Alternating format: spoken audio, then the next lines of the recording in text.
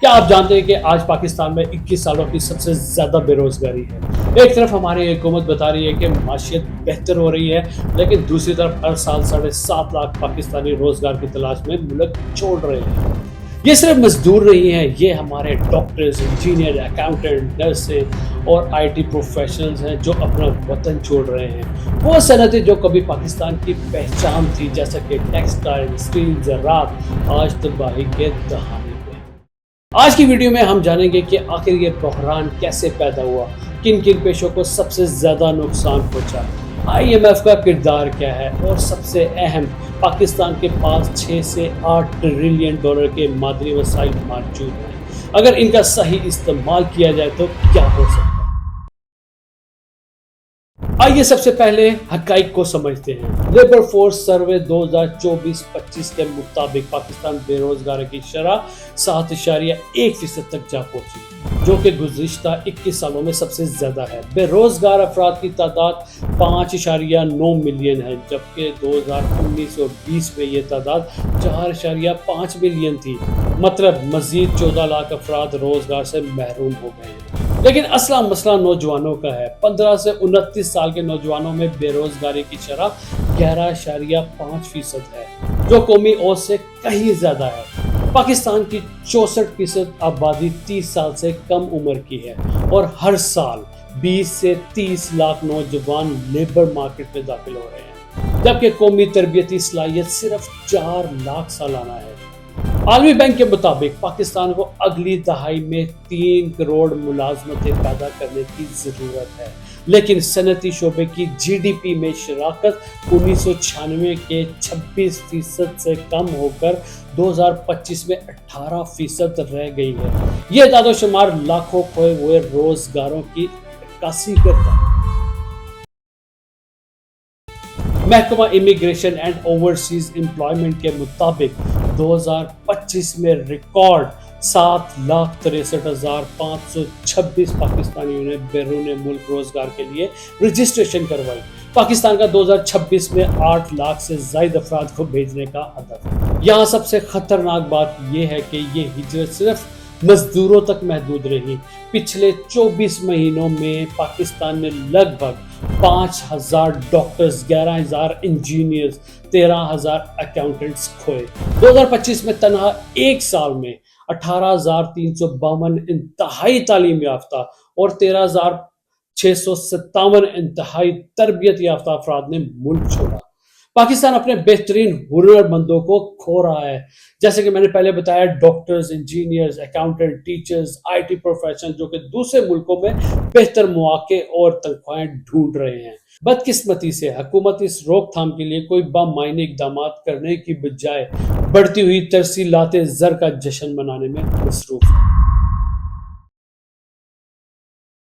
اب آتے ہیں ان صنعتوں اور پیشوں کی طرف جو پاکستان کی کبھی پہچان تھی، لیکن آج تباہی کے دہانے پہ ہے۔ متاثرہ صنعتوں کی فہرست کی اگر میں بات کروں تو جس میں آپ کے پاس ٹیکسٹائل، اسٹیل، زراعت، مینوفیکچرنگ، آٹوموٹیو، آئی ٹی، تعمیرات صنعت کی بات کروں تو جس میں آپ کے پاس سیمنٹ، فرٹیلائزر، چمڑا، سرجری آلات، کھلونے اور کھیلوں کا سامان اور قالین شامل تھے۔ ٹیکسٹائل کی انڈسٹری میں اگر ہم لوگ اس کو تھوڑا سا ڈیٹیل میں جائیں تو پاکستان کی سب سے بڑی برآمدی صنعت تباہی کی طرف جا رہی ہے۔ نومبر 2025 میں ٹیکسٹائل برآمدات 2.05% سے گر کر 1.43 بلین ڈالر پر رہ گئی ہے۔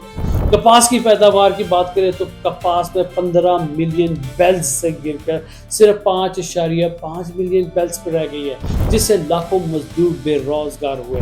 120 سے زائد اسپننگ ملز بند ہو چکی ہیں۔ اگر اسٹیل انڈسٹری کی بات کریں تو پاکستان اسٹیل مل بھی بند ہو چکی ہے، جس سے 1,267 مزدور براہ راست بے روزگار ہوئے۔ اسٹیل سیکٹر کے مطابق 20 لاکھ ملازمتیں خطرے میں ہیں۔ کراچی میں اسٹیل انڈسٹری کو 150 ارب کا نقصان ہوا ہے۔ اگر مینوفیکچرنگ کی بات کریں تو پرائیویٹ سرمایہ کاری 706 ارب روپے سے گر کر 377 ارب روپے رہ گئی ہے۔ یہ ایک دہائی میں سب سے کم سطح ہے۔ صنعتی شعبے کی جی ڈی پی میں شراکت 26% سے 18% پہ گر چکی۔ زراعت کی بات کریں تو اہم فصلوں میں پیداوار میں 13.5% کی کمی آئی۔ زرعی شعبے میں روزگار کی شرح 37.4% سے 33.1% گر چکی ہے۔ آٹوموٹیو کی بات کریں تو مہنگائی اور توانائی کے بحران کی وجہ سے گاڑیوں کی تیاری میں شدید کمی آئی۔ آئی ٹی ٹیکنالوجی میں مائکروسافٹ نے 25 سال بعد پاکستان میں اپنے آپریشنز کو بند کر دیا۔ گلوبل ٹیک سست روی کی وجہ سے مقامی سافٹ ویئرز نئے گریجویٹس کی بھرتی کم کر رہا ہے۔ دیگر صنعتوں کی بات کریں جس میں آپ کے پاس فرٹیلائزر، چمڑا، سرجیکل آلات، کھلونے، کھیلوں کا سامان، قالین کی صنعتیں بھی زوال کا شکار۔ پاکستان کی معیشت آج آئی ایم ایف کے سہارے چل رہی ہے۔ مارچ 2026 میں آئی ایم ایف نے پاکستان کو $1.2 بلین کا قرضہ بھی جاری کیا، جس کے تحت کل رقم $4.5 ملین تک جا پہنچی ہے۔ لیکن یہ قرضہ مفت نہیں ہے۔ آئی ایم ایف نے پاکستان پر 11 سخت شرائط عائد کی ہیں، جن میں شامل ہیں tax reforms, tax to G D P تناسب کو 14% تک لے جانا پڑے گا، توانائی کی قیمتوں میں اضافہ جس کی وجہ سے بجلی اور گیس کی قیمتوں میں بھی مسلسل اضافہ ہوگا، سرکاری اداروں کی نجکاری، پی آئی اے کے بعد دیگر ادارے بھی بیچے جائیں گے، بجٹ خسارے میں کمی، پرائمری بجٹ سرپلس کا ہدف 1.6% تک جا پہنچا۔ آئی ایم ایف نے پاکستان کی معیشت کو مستحکم کرنے کے لیے سختی کے اقدامات نافذ کرنے پر زور دیا، لیکن ان اقدامات کی اصل قیمت عوام کو ادا کرنی پڑے گی۔ بڑھتی ہوئی مہنگائی، بجلی اور گیس کے بڑھتے ہوئے نرخ اور بے روزگاری اس کا منہ بولتا ثبوت ہے۔ اب سوال یہ ہے کہ پاکستان اس حالت تک کیسے پہنچا؟ ماہرین کے مطابق پاکستان کی معاشی خرابی کی کئی بنیادی وجوہات ہیں۔ پہلی وجہ قرضوں پر انحصار۔ پاکستان نے ہمیشہ ساختی اصلاحات کے بجائے قرضوں کی عارضی حل کے طور پر استعمال کیا۔ قرضے لینا آسان تھا لیکن ان کو واپس کرنے کا کوئی منصوبہ نہیں تھا۔ دوسری وجہ ٹیکس ڈیٹ کی کمزوری۔ پاکستان کا tax to G D P تناسب صرف 10 سے 11% ہے، جو خطے میں سب سے کم ہے۔ آج بھی زراعت، ریئل اسٹیٹ اور خرد و تجارت جیسے بڑے شعبے نیکسٹ ٹیکس سے باہر ہیں۔ تیسری وجہ اگر ڈسکس کریں تو توانائی کا بحران، بجلی اور گیس کی بڑھتی ہوئی قیمتوں نے صنعت کو مفلوج کر دیا ہے۔ چوتھی پالیسیوں میں عدم استحکام۔ ہر نئی حکومت پچھلی پالیسیوں کو بدل دیتی ہے جس سے کاروباری اعتماد ختم ہوتا جا رہا ہے۔ اب آتے ہیں شاید سب سے اہم حصے کی طرف۔ پاکستان کے پاس کتنے وسائل ہیں؟ پاکستان قدرتی وسائل سے مالا مال ہے۔ وفاقی کابینہ کو دی گئی بریفنگ کے مطابق پاکستان کی معدنی دولت کی مالیت 6 سے 8 ٹریلین ڈالر تک ہے۔ اگر میں کوئلے کی بات کروں تو 185 سے 186 ارب ٹن دنیا کا دوسرا بڑا ذخیرہ۔ تانبا اور سونے کی بات کریں تو دنیا کے 5ویں بڑے ذخائر، اور نادر زمینی معدنیات 12 میں سے 17۔ آئرن ایس، جپسم، چونا پتھر، راک سالٹ اور جوہرات سے مالا مال ہے، لیکن بدقسمتی سے معدنی شعبہ جی ڈی پی میں صرف 3.2% حصہ ڈالتا ہے، اور معدنی برآمدات عالمی تجارت کے 0.1% سے بھی کم۔